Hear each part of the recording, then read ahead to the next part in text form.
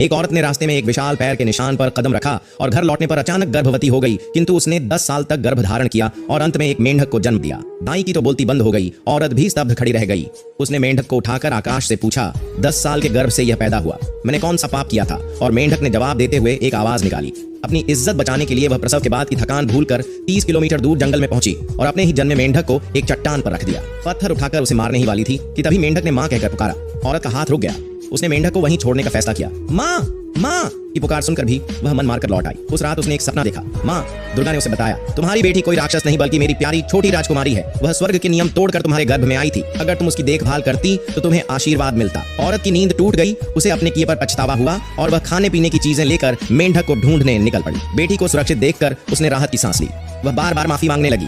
मैं तुम्हारी मां होकर भी तुम्हें छोड़ गई, मुझे माफ कर दो। लेकिन मेंढक ने कोई शिकायत नहीं की। तुम चाहे जो करो, मेरी मां तो हो। औरत ने को हाथ में लेकर प्यार किया और दोनों में स्नेह बढ़ने लगा। लेकिन उस वक्त औरत को पता नहीं था कि कोई उन्हें देख रहा है। जब वह और खाना लाने गई तभी एक हाथ ने मेंढक को उठा लिया। जब औरत लौटी तो जमीन पर सिर्फ टूटा हुआ खाने का बर्तन और मेंढक का शव पड़ा था। उसका दिल टूट गया। शायद यह उसके पापों की सजा थी। उसे कभी पता नहीं चला कि उसकी मेंढक बेटी को किसने मारा।